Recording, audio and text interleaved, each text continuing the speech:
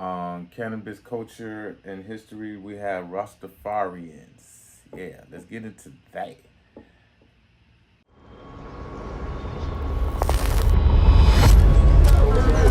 For a Rasta, Babylon means everything that is wrong. The wrong way of life, the wrong actions, the wrong way of living. Rastafarians reject Babylon as a concept, the concept of superficiality. They aspire to a simple life in nature, and that is why many of them hide or seek refuge in the hills. And that's where we need to go. I say Babylon, you're gone. Babylon, you're gone. Babylon, you're gone. Now you're true. The herb makes things a little brighter. Yes. Believe me, it succeeds.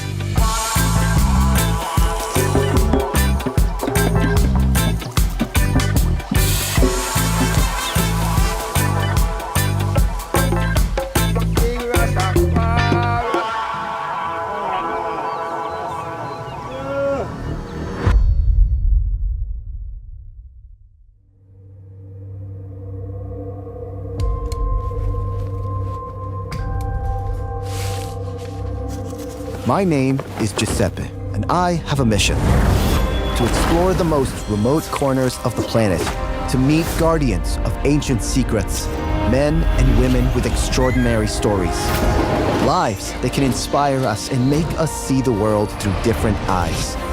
And to each of them, I will ask the most important question of all: what does happiness mean to you? A question so powerful that it reveals the deepest essence of humanity. Welcome to Project Happiness.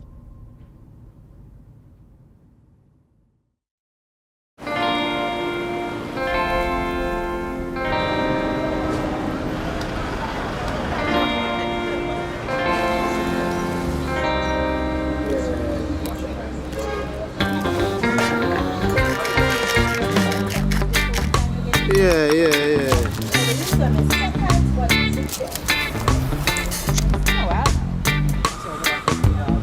I don't think we could find a more perfect image that sums up the cliches of Rasta and Rastafarianism. This young man in front of us is fixing his dreadlocks while smoking ganja. But this is simply the surface of a movement and a way of life for many, a religion that inspires millions of people worldwide. And, of course, we have to come to the root of Rastafarianism in Jamaica to discover it together with you. But now, let me tell you a little more. It all began in the 1930s, when Jamaica was still a British colony, and most of the population were descendants of the African slaves deported here to work on plantations. Landless, without rights, without a recognized identity, Afro-Jamaicans searched for a sense of belonging, and it was in this context that Rastafarianism was born. But the spark came from one man, Marcus Garvey. He was an activist who preached African pride and the return to the motherland. He said, "Look to Africa, for soon a black king will be crowned." And exactly in 1930, his prophecy came true. In Ethiopia, a man named Rastafari Makonnen was crowned emperor under the name Haile Selassie I. For many in Jamaica, this was not just a historical event, it was the confirmation of Garvey's prophecy, a divine sign. And for the first Rastafarians, Haile Selassie became Jah, the incarnate God, and Ethiopia became the promised land. But while they dreamed of returning to Africa, Rastas began forming their own communities right in Jamaica, building their movement on the total rejection of Babylon, that is, the Western system and materialism, finding in ganja a sacrament for meditation, and in reggae, the voice of their struggle. Today, Rastafarianism is much more than just a Jamaican movement. It has now become a global symbol of freedom, resistance, and a return to the roots. But who are the Rastafarians really? And what does happiness mean to them? Well, to find out, this time we have to start with their hairstyle. Our locks is our antenna. This is how we tap into nature, or how we tap into even to our one another. We'll think about each other and we can literally, Cause it's like you can use it as you say, your phone is the frequency. Use these antennas. This is our antennas to connect with everything around us, even nature. Because Rastafari means that we look at everybody as one. You know, we're not separating ourselves from the earth. We just need that oneness energy. And we are showing this to our locks that we can stand up and show the world that we can live in peace. You know, there's many ones that, you know, can express themselves in different ways, how Rastafari has changed your life and the movement itself, you know, the way of life, the food, you know, what we consume, because everything is what they consume, you know. The food is part of it. What you watch on your phone is what is everything is gonna affect you.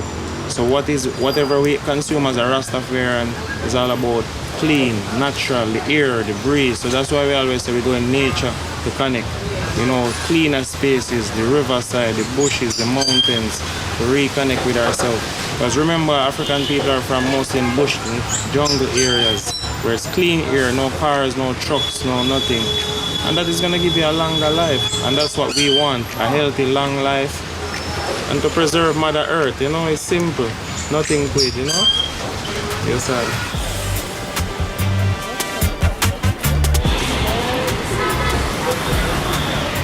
It's fascinating how every corner of this city proudly proclaims the African origins of the Rastafarians. In fact, we see Ethiopian-like flags everywhere, portraits of Haile Selassie, who was the historic emperor of Ethiopia. For them, the incarnation of Jah, God, the God they worship every day. Well, here we understand that this is not their land. Their promised land is Africa, and they want to return there. Ethiopia is the promised land. And the reason why is that Haile Selassie sits on the divine throne of King David's dynasty. According to the prophecy, the Almighty promised that from the tribe of Judah would come liberation that would break chains and free prisoners. So we are answering the biblical expression that the land of Judah will break all chains and free all of the prisoners. We also see this in Revelation. By tracing the lineage of King David, we discover that Haile Selassie is the fulfillment of this promise. You would love to come back. One day you hope to come back. Before returning to Ethiopia, one must be prepared. It's a journey that requires a clear mind, a pure heart, and awareness of where you are going. I know how to do it. You know? I know how to do it.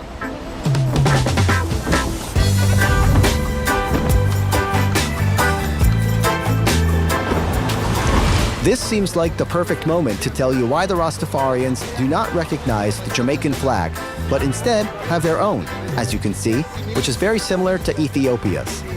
So green represents Africa, their promised land. Yellow is the sun. And red represents the martyrs who died defending the rights of the Rastafarians. As you can see, they are truly proud of it.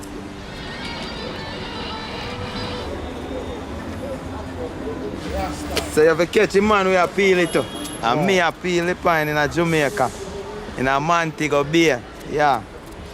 If I had understood something, I would tell you. But unfortunately, when they speak in patois, their slang, I understand very little, because it's a completely different English from what we know, obviously. But the Rastas have taken it even further. Just think about how fascinating the way they speak is. Even in language, they want to express communion, unity with the world. For example, they don't say we, they say I, meaning I and I, because they believe we are all one and the same. Another interesting thing is that they avoid saying understand, which means to comprehend in English, but instead they say overstand. Or they don't say hello because the word contains hell, which means inferno. What I wanted to show you is that in the Rastafarian language, words have energy, they have power, and they reflect their philosophy of life.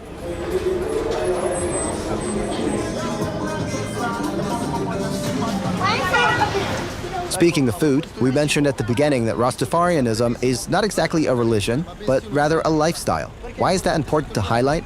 Because, as you've seen, Rastas follow a very specific diet called ital, which comes from the word vital, meaning they only eat what is alive. They don't eat meat, they don't consume sea salt, they don't eat anything processed or industrially produced, because they want to keep their bodies healthy and pure. To them, the body is the temple given to them by God, and it must not be contaminated. For them, it's like throwing garbage into a sacred river. That is their fundamental concept, not polluting their temple. Now, I'd like to ask one of these vendors what eating means to him, what it means to nourish this body.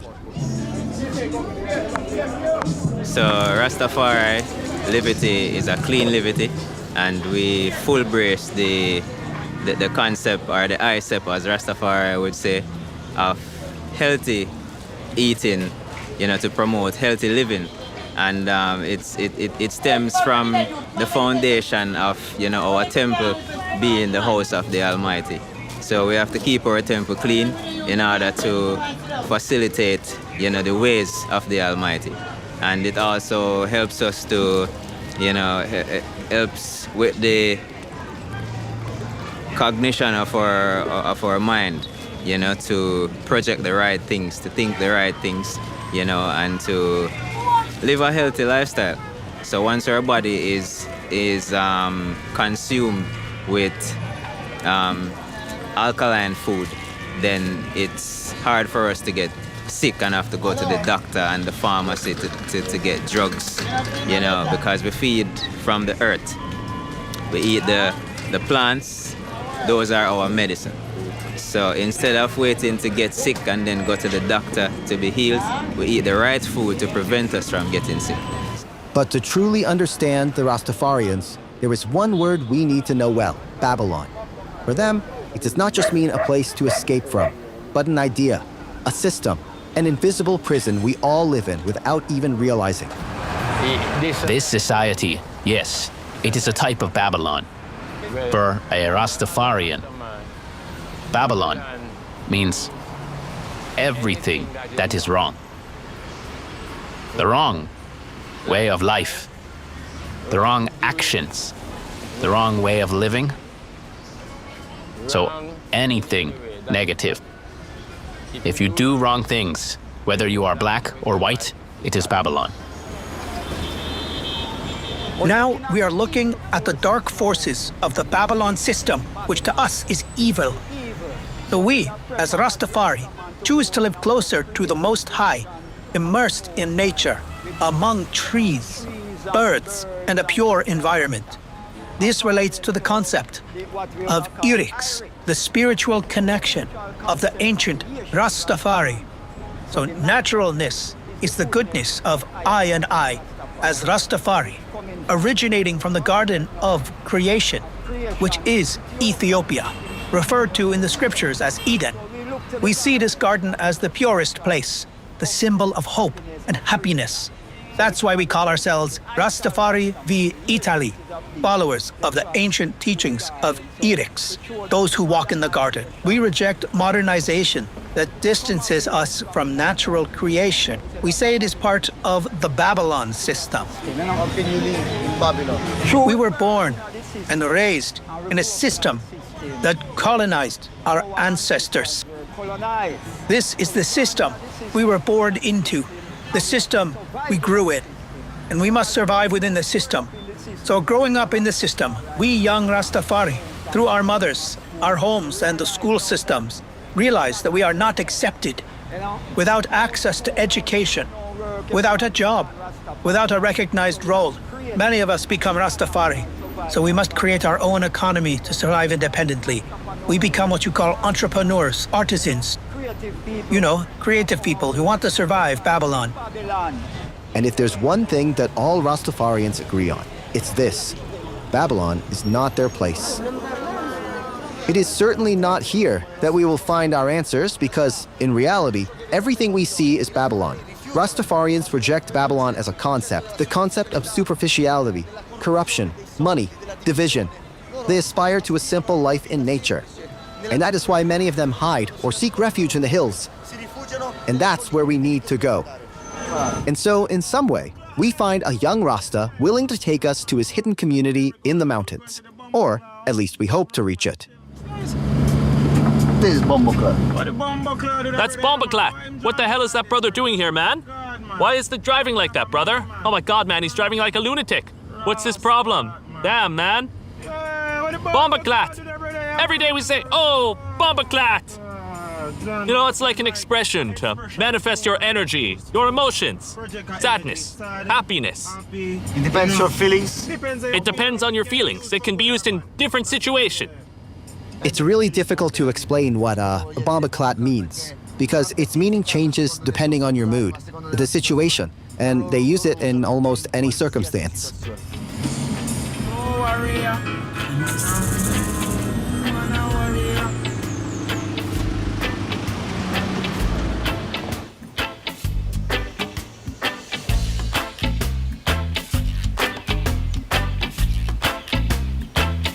We've arrived. This is one of the many secret Rasta villages. This is exactly where Rasta men and women seek refuge to escape the distractions and interference of the city, as we said, from Babylon. Here, they can rediscover the true connection with nature, which is one of the fundamental pillars of Rastafarianism, that is, living in close contact with nature. In fact, we are now heading further up into the hills because we've been told there's a couple who have dedicated their entire lives to spreading awareness of the benefits of the sacred plant for Rastas, ganja. Let's go.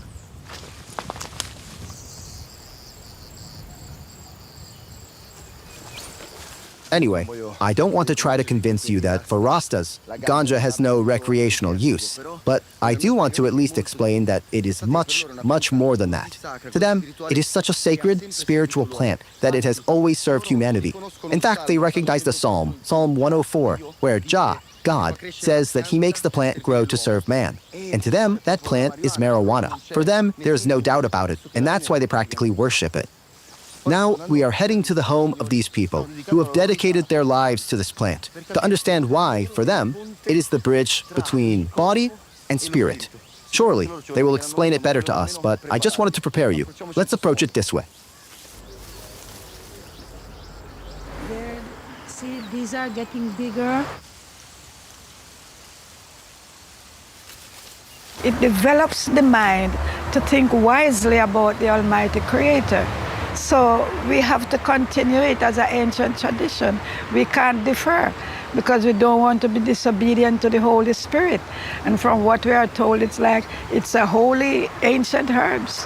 Seeing that all the ancient people from all over the world knows about this herb. How do you assume it? You smoke it? Well, I've done so many years smoking that I only take the oil and drink now. Because I've done a lot of smoking and I don't think I should continue too much smoking as the years go by so as to protect my lungs. But I do a lot. I steam the chalice lighted and I steam it without being lighted, and I know all about that, and I take a spliff, and now I'm just taking the oil and teas. And even can pick a piece and chew it like this when I feel like to just chew it up and feel all right, because it's spiritual. It uplifts the moral standard of spirituality in righteousness. So even if I'm here now, I could pick a piece and chew because I would feel like doing it at the moment. What do you think about the fact that almost all around the world, these herbs is being demonized since the last century? It's a natural plant. So why should it not be free? And if it shouldn't be free, then why? What happened? If it shouldn't be free, why? What's happening to this plant? What about it? How can you stop a plant? What I think is that this plant, it opens up the moral faculties of our spiritual beings. There are other herbs that does the work, but because this one is so special, and why is it? They deliberate on these herbs and free the tobacco. What about the tobacco that is so blessed? And why is this not a blessed herb? Can anyone tell us? Well, tell us why it is demonized, because I don't even want to use the word demonized. It's blasphemous for someone to think of a natural plant to be, what? No. It's just that we have to know how to take it. Not too much, not too often, because some people smoke too often, you know, when it's not necessary. Like, for instance, I think smoking herbs 3 times per day would be all right. 1 for breakfast, 1 for lunch, and 1 for dinner. And it opens the appetite, I know that. It's a balanced diet, 3 times a day. It's balanced. But you see, too much of anything is good for nothing. Yeah. Too much of one thing. So we have to know to balance ourselves with taking herbs. But it's a good plant, and I recommend it to the world as a good plant medicinally and spiritually. I sit down to chat with the lady's husband, who tells me stories for an entire hour, but I really struggle to make sense of them. You know, hope that it leads to destruction, that it falls into destruction. You know, you see, because God created everything on earth. Looking at the stars and the moon and all these things, but the evidence of events and the sun sees. So Babylon means leading you astray. Yes. Babylon is the farthest thing from our righteousness.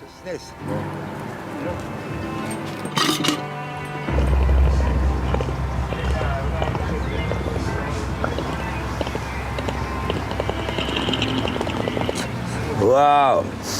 You put too much herb in there. Too much. Yes. Every shot tells a story. And to tell it, you don't need something new, but something right. In the world of RCE Photo, Italy's largest certified used photography marketplace, every camera has already lived extraordinary adventures and is ready for new hands. With over 18,000 tested and guaranteed cameras and lenses, you will always find what you're looking for. Plus, every week, you'll find 1,500 new arrivals on rcephoto.com. And like new here truly means perfect. 2 years of warranty, certified quality, and in the description below the video, I've left a discount code just for you. Buying from RCE is easy, but selling is just as simple. If you have a camera or lens you no longer use, you can sell it immediately with instant payment, or trade it in for a new model or another used item. And choosing used is not just an economic decision, but above all, a sustainable choice. Because every camera, every lens that finds a second life reduces environmental impact, prevents waste, and extends the lifespan of high-quality products. The world is full of incredible stories. Capture yours at rcephoto.com.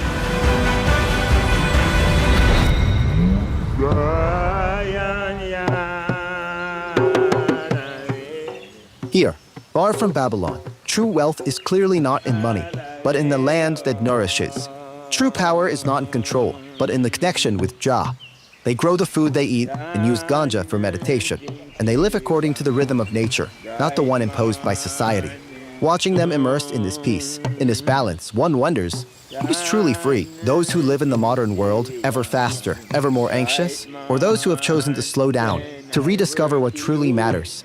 I will try to find answers by talking to the leader of the community. We did not choose to live in Babylon. Our ancestors were taken from Africa and brought here by force. It is said that this happened 400 years ago. They were deported to Jamaica and enslaved. But here, they created our families. Now we want to return home. But the democratic government does not want us to leave Jamaica. Do you understand? They want to keep us here and use us as a tool when there is work to be done. If you had to explain one love to someone who doesn't understand it, what would you say? How would you define one love? One love? Universal love. I don't know anything about universal love. I only know true love. You understand me? Yes. True love.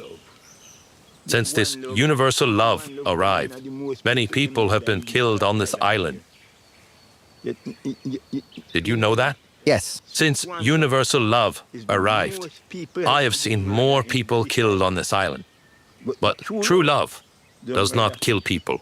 No. You unite and live in love, one with another, in true love.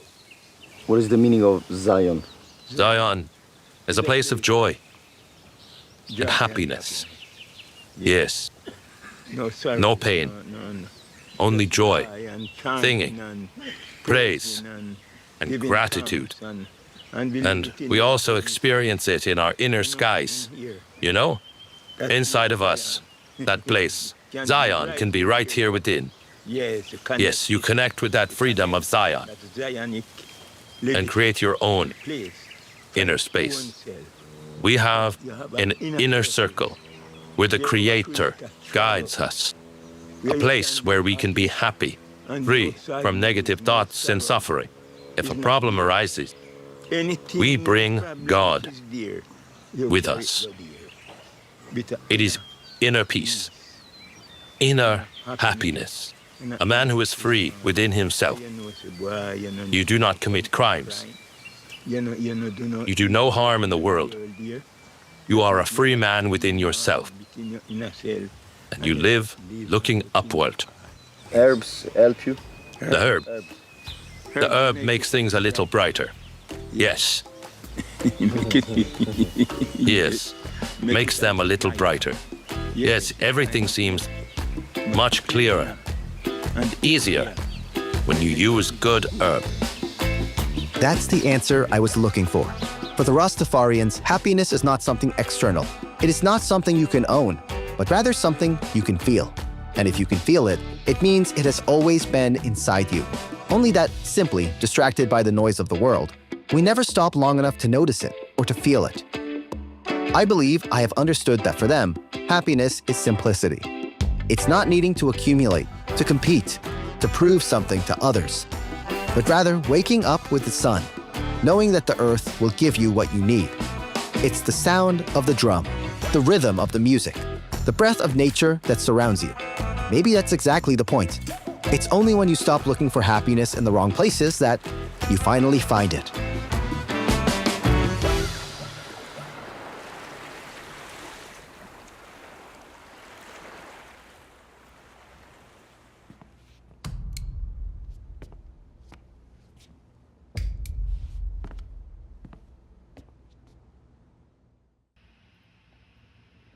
Okay. Well, I'll go on to all my Rastafarians. If you're out there, go ahead, like, subscribe, join the Wacky Leaf community. Did you learn anything about the culture? Drop what you learned in the comment section. Make sure if you're Jamaican, go ahead, give a thumbs up. You know, all my wacky smokers, let's spread the community. Let's spread it around. Okay, that's Rastafarians on Cannabis Culture and History.